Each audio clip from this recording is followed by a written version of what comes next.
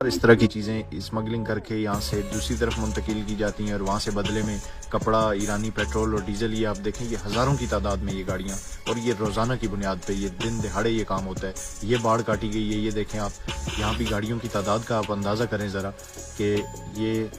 لاکھوں نہیں تو ہزاروں تو ضرور ہیں، اور یہ روزانہ یہاں پہ اسی مقدار میں یہ اسمگلنگ ہوتی ہے۔ یہ ایرانی تیل اور ڈیزل یہاں سے لایا جاتا ہے، اور کپڑے جو ہیں وہ لائے جاتے ہیں اسمگل کر کے، نان کسٹم گاڑیاں لائی جاتی ہیں، اس کے علاوہ الیکٹرانکس کے مختلف آئٹمز وہ لائے جاتے ہیں، اور یہاں پاکستان سے جو اس طرف چیزیں جا رہی ہیں تو یہ آپ دیکھیں یہ یوریا اور فرٹیلائزر والی گاڑیاں ہیں، اور یہ کئی ہزار گاڑیاں روزانہ پاکستان سے افغانستان اور ایران اور ساؤتھ ایشیا کی منڈیوں تک جا رہی ہیں۔ اس میں چینی بھی جا رہی ہے، اس میں گندم جا رہی ہے،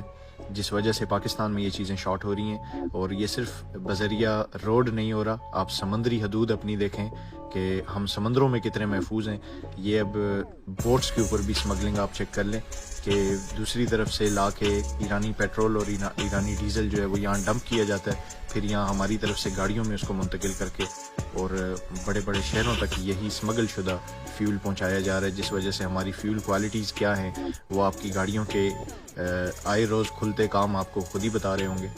یہ آپ تعداد چیک کریں، اور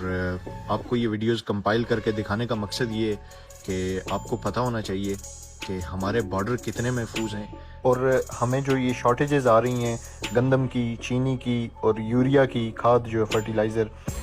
ان کے اصل وجوہات ان کی کیا ہیں۔ اور آپ یہ دیکھ لیجئے کہ جب تک یہ اس بڑے پیمانے کے اوپر ہو رہی اسمگلنگ کا سدباب نہیں ہوگا تو تب تک ہماری ان چیزوں کی پرائسز نیچے کیسے آ سکتی ہیں۔ اب اس میں اندازہ کیجئے کہ بینیفیشریز کون ہوں گے جو 65-70 روپے لیٹر فیول جو ہے ایران سے خرید کے اور یہاں پاکستان میں آ کے 250 روپے سے زیادہ پرائس پہ وہ پر لیٹر بیچا جا رہا ہے۔